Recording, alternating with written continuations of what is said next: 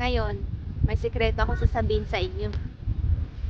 Alam nyo ba kung paano kayo makakakuha? Yun ay walang iba kundi ako. Labas-labas din pa po ay huwag magkulong sa kwarto dahil lalo kang malulungkot. So, samahan niyo ako sa aking paggagala dito sa Gyeongbokgung Palace. Ito sa sikat na lugar dito sa South Korea. Ang ganda niya. Nagpapasalamat po pala ako sa lahat ng aking mga subscriber. Thank you so much sa mga subscriber ko. Salamat sa inyong suporta. Nandito ako ngayon sa loob ng palasyo. Papakita ko na lang po yung view. Kasi alam kong baka mainit sa mukha ko.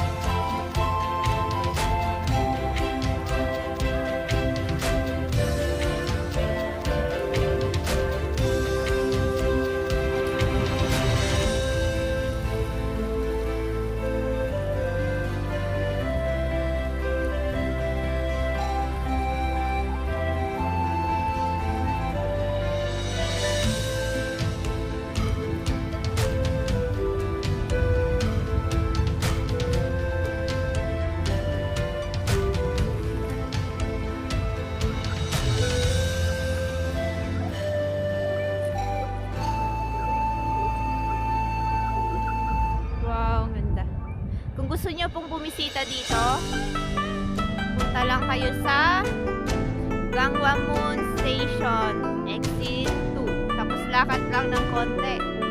Madali siyang tuntunin kasi puntahan talaga siya ng mga tao. sundan mo lang yung mga arrow sa kalsada. Matutuntunin mo na. O, diba? Ang ganda na. Pag napagod ka, pwede ka muna magpahinga.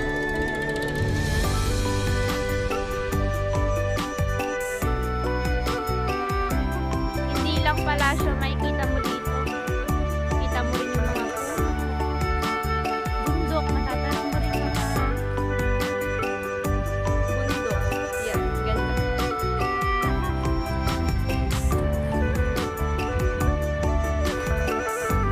Na-realize ko, hindi pala dapat puro trabaho. Kaya minsan, mag-relax. Gala-gala din pag may time. Diba? Huwag yung puro trabaho. Relax din natin yung mga sarili natin.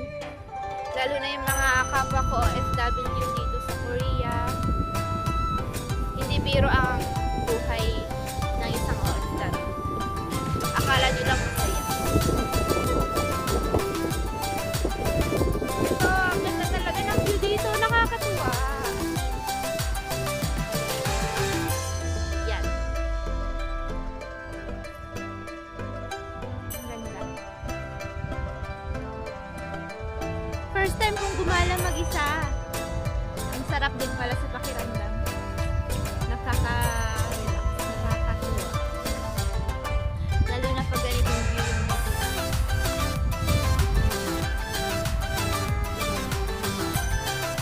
O, diba? Pinamantala ko na kasi last, ano na to, yung autumn. Hanggang ngayon na lang. Dahil winter na, malamig na.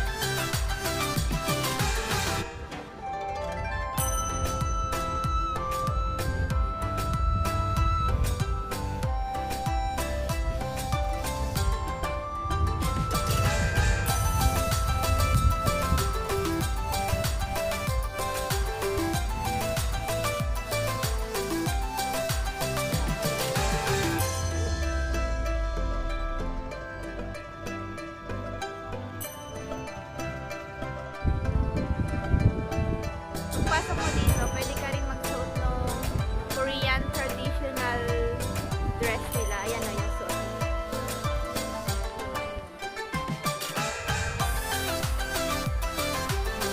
Malaki rin pala itong lugar na. Malawak. Ilang oras mo rin pala lalakbay. Sana'y huwag kayong mainip sa aking vlog. Huwag kayong magsawa sa aking pagmumukha. Kung may suggestion po kayo na iba-vlog ko, comment lang po kayo sa baba. Dahil nag-iisip din po ako ng mga iba-vlog ko. Open for suggestion. Ayan, pakita ko na lang po yung video. Ito pa rin, nag-iikot pa rin ako. May part 1 at part 2 tong vlog ko kasi napapansin ko parang boring na masyado pag masyadong mahaba yung vlog, kaya hinati ko sa dalawa. So, sana'y huwag kayong mainip sa aking vlog. Dahil dugo at pawis ko aking puhunan dito. Thankful pa din talaga ako sa mga nag-subscribe sa akin. Sa lahat ng mga nag-PPM sa akin kung paano ko mapaganda yung mga vlog ko. Thank you so much. Na-appreciate ko